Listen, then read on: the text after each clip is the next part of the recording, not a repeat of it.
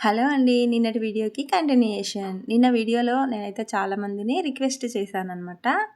పెళ్లి తర్వాత స్టోరీ చెప్పమంటారా? లేదంటే పెళ్ళికి ముందు స్టోరీ చెప్పమంటారా? అని చాలా మందిని కామెంట్ చేయమని చెప్పాను. కానీ ఎవరు రిప్లై అయితే ఇవ్వలేదు. సరే ఓకేనండి. నేనైతే మ్యాటర్‌లోకి వెళ్ళిపోదామా? నాది మా హస్బెండ్స్ వచ్చేసి సేమ్ క్యాస్ట్ కాదండి. వేరు వేరు క్యాస్టులు కాబట్టి ఇంట్లో పెళ్ళికి మాత్రం ఒప్పుకోలేరు.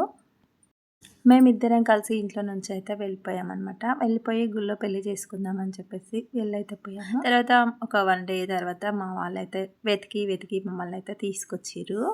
మమ్మల్ని ఇద్దరు తీసుకొచ్చి ఊర్లో అయితే పంచాయతీ పెట్టిరనమాట. అప్పట్లో చాలా పంచాయతీలే నడిచేది కదా ఊర్లో. అలా పంచాయతీలో అయితే పెద్దల సమక్షంలో అయితే తీర్పు అయితే ఇచ్చిరనమాట. మీరు ఇప్పటి నుంచి అబ్బాయి అయితే అమ్మాయి జోలికి వెళ్ళొద్దు, అమ్మాయి అబ్బాయి జోలికి వెళ్ళొద్దు, ఎవరంతలా వాళ్ళు ఉండాలి. ఏంటంటే ఎవరితోటి ఎవరు మాట్లాడుకోవద్దు అని మా ఊర్లో అయితే తీర్పిచ్చేసిరనమాట.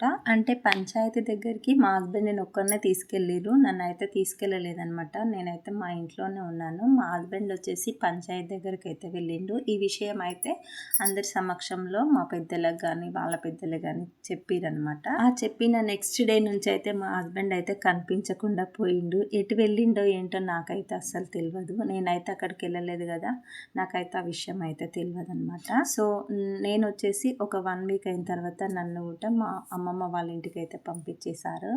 ఆ తర్వాత 2 ఇయర్స్ అయితే గ్యాప్ అనమాట. మాకు వచ్చేసి 2 ఇయర్స్ తర్వాత మేము కలుసుకున్నామా లేదా అనేది నెక్స్ట్ వీడియోలో చెప్తాను. సో వీడియో కానీ నచ్చితే ఒక లైక్ ఇవ్వండి, నా ఛానల్ని సబ్స్క్రైబ్ చేసుకోండి. బాయ్, ఉంటాను.